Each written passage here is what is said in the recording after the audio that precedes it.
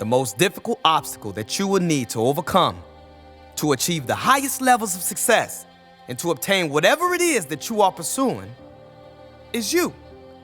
Time and time again, we make ourselves promises that we don't keep, constantly struggling to get our mind and body in alignment with the convictions of our hearts, knowing that one day we will see the effects of our choices. Imagine for a moment that you are standing in your future and everything in the world around you has fallen apart. Everyone that you care about is looking to you for survival. Would the tears of hopelessness and fear falling from the eyes of your children and their children be enough motivation to be more disciplined? As you stand in front of your family, would you be proud as you look back at your effort? And could you say that you gave it everything that you had? Jerry Rice is considered to be the greatest wide receiver in NFL history. He is the all-time leader in receptions, touchdown receptions, and receiving yards. He has 13 Pro Bowls and 12 All-Pro selections, 3 Super Bowl rings.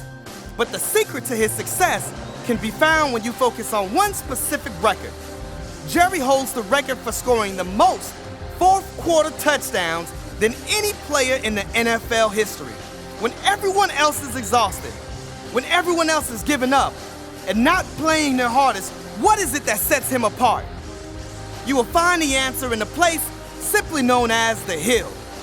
A 4-mile path upwards in Edgewood Park, California.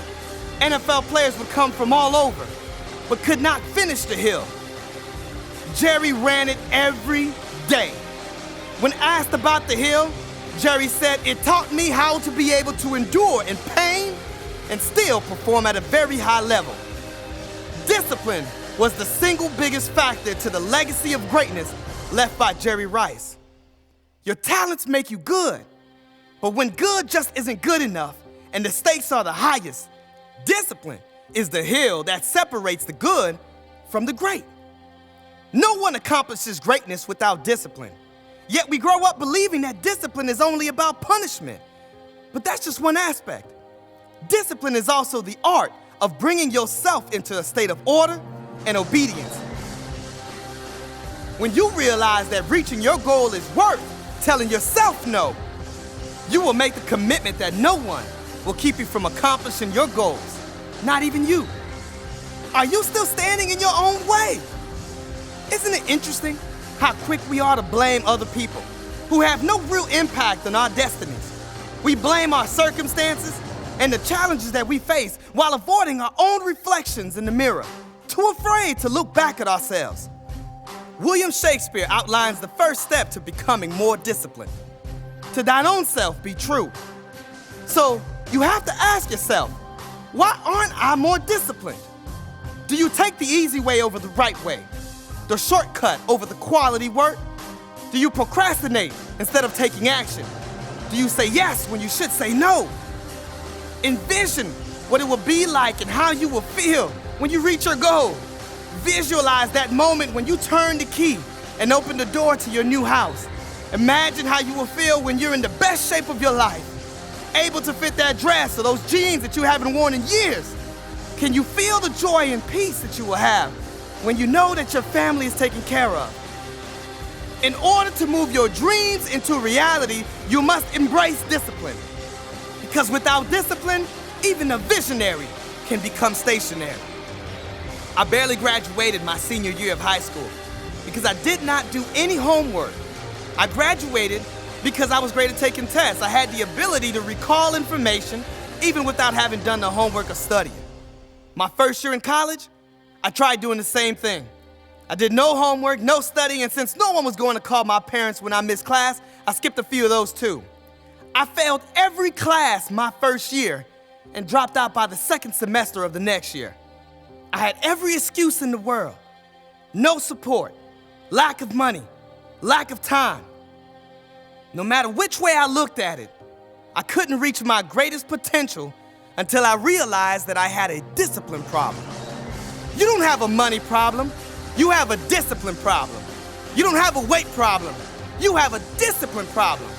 The same problems you encountered at your last job or in your last relationship will continue to show up until you solve your discipline problem. A good friend, Rashawn Butler, once said, You don't get what you deserve, you get what you prepare for. So to become more disciplined, you have to be ready. R, remove temptations from your daily routine. Out of sight, out of mind. Look around you and identify what things trigger your lack of discipline and get rid of them. E, eat healthy and exercise. The mind will take you only as far as the body can carry it. Stay active, join classes that push you to attend, and stick with your convictions about your diet. A, accept your mistakes. You will conquer discipline, but it won't happen overnight. This doesn't mean that you procrastinate, but when you fall short, accept it, forgive it, and move forward. D, don't wait till you feel like it. If you let your emotions lead you, they will lead you astray. Emotions are up and down, but discipline is constant, focused, determined, and deliberate. Discipline tunes out your emotions when your emotions are not dancing to the beat of your vision. And why? You.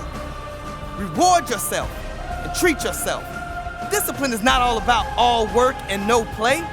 On the contrary, discipline allows you to play harder than anyone else. It allows you to go anywhere in the world that you want to go. Drive whatever you want to drive and give your children the life that they deserve. If you stay ready, there's no need to get ready. So what will it be? Self-destruct or self-control? Your talents provide the vehicle. Your vision shows the route. But discipline starts the car. I dare you to climb the hills of discipline so that you can stand on the mountains of greatness.